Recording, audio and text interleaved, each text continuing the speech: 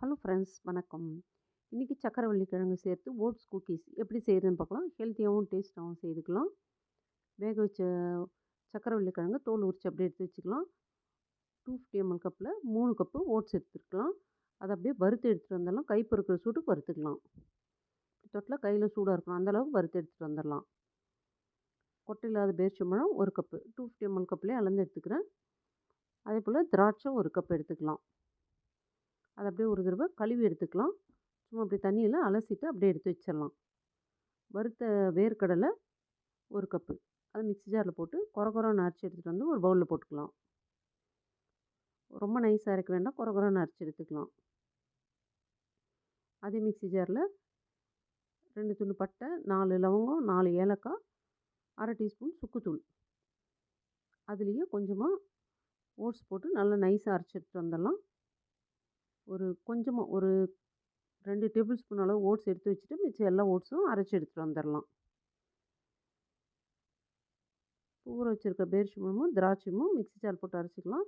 Chia seed 2 table spoon முதலே ஊற வச்சுருக்கணும், நான் மறந்துட்டேன். சுடுதண்ணில் போட்டு ஊற வச்சிடலாம். தண்ணி இல்லாமல் பேரிச்சம்பழமும் திராட்சையும் போட்டு அரைச்சி எடுத்துகிட்டு வந்துடலாம். 1/4 டீஸ்பூனில் பாதி அளவு உப்பு போட்டுக்கிறேன். நல்லா கலக்கி விட்டுறலாம் உப்பை. இந்த ஸ்பைசஸ்லாம் போட்டுக்கனால நல்ல வாசனையாகவும் டேஸ்ட்டாகவும் இருக்கும். ஜாதிக்காய் அப்படி துருவி எடுத்துக்கலாம், ஃப்ரெஷ்ஷாக துருவிக்கலாம். ஜாதிக்காய் நல்லாயிருக்கும். ஒரு டீஸ்பூன் ஒரு பிஞ்ச் அளவுக்கு போட்டுக்கிறேன். ஜாதிக்காய் ஒரு பிஞ்ச் அளவு போட்டிங்கன்னா போதும், அதுவே நல்ல வாசனையாக இருக்கும். இப்போ இதில் நம்ம வேக வச்சுருந்த சக்கரவள்ளி கிழங்க நல்லா இந்த மாதிரி நசுக்கி போட்டுக்கலாம். அரைச்சி வச்சுருக்க பேரிச்சம்பழம் திராட்சையும் இதில் போட்டுடலாம்.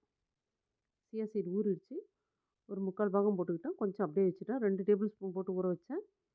கொஞ்சமாக அப்படியே வச்சுட்டு மிச்சதெல்லாம் போட்டு நல்லா பிசைஞ்சிக்கலாம். இல்லை ஆயில், நெய், பட்டர் எதுவுமே சேர்க்கறது இல்லைங்க. அதே போல் ஸ்வீட்டுக்கு சர்க்கரை வெல்லம் எதுவுமே சேர்க்கறது கிடையாது. அப்படியே தான் செய்ய போகிறோம்.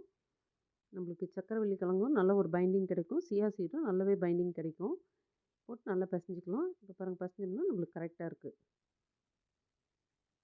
கரெக்டாக 3 டம்ளர் ஓட்ஸுக்கு இந்தளவு பொருள் போட்டிங்கன்னா கரெக்டாக இருக்கும். மிச்சம் இருக்க ஓட்ஸ் அப்படியே ஒரு குட்டி கப்பில் போட்டு அப்படியே வச்சுக்கலாம். கொஞ்சமாக அதே போல் திராட்சையும் எடுத்து வச்சுருக்கேன். இந்த மாதிரி கையில் வச்சு குக்கி ஷேப்புக்கு நம்ம செய்துக்கலாம். செய்துட்டு இது மேலேயே கொஞ்சமாக ஓட்ஸ் வச்சிடலாம். இந்த வீடியோ உங்களுக்கு பிடிச்சிருந்தால் லைக் பண்ணுங்கள், ஷேர் பண்ணுங்கள், சப்ஸ்கிரைப் பண்ணுங்கள். இந்த சமயத்தில் அவன் 180 டிகிரியில் 10 நிமிஷம் ப்ரீ ஹீட் வச்சிடலாம். ஓட்ஸ் போட்டு நல்லா ப்ரெஸ் பண்ணிட்டு அதுலேயும் நம்ம எடுத்து வச்சுருக்க திராட்சையும் மேலாக வச்சுக்கலாம். பார்க்குறதுக்கு நல்ல பார்வையாக இருக்கும், சாப்பிடும்போது நல்லா டேஸ்ட்டாக இருக்கும். இதே நல்லா இனிப்பாக இருக்குங்க. நம்ம பேரிச்சம்பழமும் திராட்சையும் ஒவ்வொரு கப்பு போட்டுக்கும், நல்லாவே டேஸ்ட் கொடுக்கும். பிடிப்புக்கு வரலைன்னா இன்னொரு சியா சீட் போட்டுக்கோங்க. எனக்கு பிடிப்புக்கு வந்துடுச்சு, அதனால நான் போடல. எல்லாம் எடுத்து நம்ம அப்படியே ரோல் பண்ணிக்கலாம்.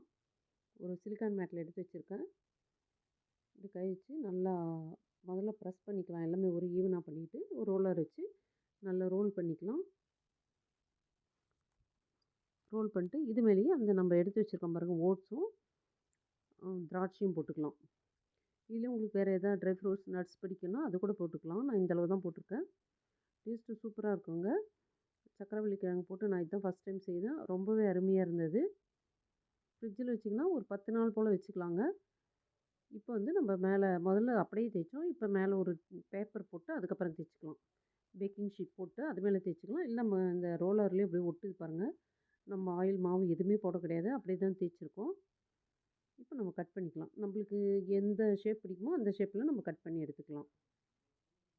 இந்த மாதிரி செய்யும்போது நம்மளுக்கு வேலை டக்குன்னு முடிஞ்சிடும். கொஞ்சம் ஈஸியாக இருக்குங்க. கையில் நம்ம உருட்டி செய்கிறதோட இந்த மாதிரி தேய்ச்சி செய்யும்போது டக்குன்னு வேலை முடிஞ்சிடும். எல்லாத்தையும் அதே போல் கட் பண்ணிக்கலாம். கட் பண்ண குக்கீஸ்லாம் எடுத்து அப்படியே ட்ரேயில் வச்சிடலாம். பேக்கிங் ட்ரேயில் வச்சுக்கலாம். இந்த சைஸ்க்கு நான் கட் பண்ணிக்கிறேன். ரொம்ப டேஸ்ட்டு சூப்பராக இருக்குங்க. நல்லா ஹெல்த்தியான குக்கி கூட. காலையில் பிரேக்ஃபாஸ்ட்டுக்கு ஒரு 2 குக்கி சாப்பிட்டோம்னே போதும். நல்லாவே வயிறு ஃபில் ஆயிரும். அந்தளவுக்கு நல்லா ஹெவியாகவே இருக்குது. நம்ம ஒரு டம்ளர் பாலும் 2 குக்கீஸ் எடுத்துக்கிட்டோம்னாவே நல்லா ஹெவியாக இருக்கும். இல்லை சாயங்காலம் ஸ்நாக்ஸ் கூட வச்சுக்கலாம். அது நம்ம விருப்பம், நம்ம எப்படி கம்ஃபர்டபுளோ அப்படி சாப்பிட்டுக்கலாம். எல்லாம் ட்ரேயில் அடிக்காச்சு, அப்படியே எடுத்து போய் அவனில் வச்சுட்டேன். எனக்கு வந்து 180 டிகிரியில் ஃபேன் மோடில் 25 நிமிஷம் வச்சுங்க எனக்கு பேக் ஆகிறதுக்கு. எடுத்து பார்த்திங்கன்னா பின்னாடி கொஞ்சம் கலர் மாறி இருக்கணும். காமிக்கிறேன் பாருங்கள். கொஞ்சம் கலர் மாறி இருந்துச்சுன்னா நம்மளுக்கு பேக் ஆயிடுச்சு. வைக்கும்போது இருந்துட்டு பாருங்கள் நல்லாவே கலர் மாறி இருக்குது. இதையும் காமிக்கிறேன். கலர் மாறி இருக்குது. இந்த மாதிரி கலர் மாறிச்சுன்னா நம்ம எடுத்துடலாம். டவுட் இருந்ததுன்னா இதை பார்த்துக்கோங்க. அவ்வளோதான், நம்மளுடைய குக்கி சூப்பராக ரெடி ஆயிடுச்சு. இப்போ உடச்சி காமிக்கிறேன் பாருங்கள். டேஸ்ட் கூட ரொம்ப அருமையாக இருந்ததுங்க. இதே போல் நீங்களும் செய்து பாருங்கள், ரொம்ப நல்லாயிருக்கும். தேங்க்யூ.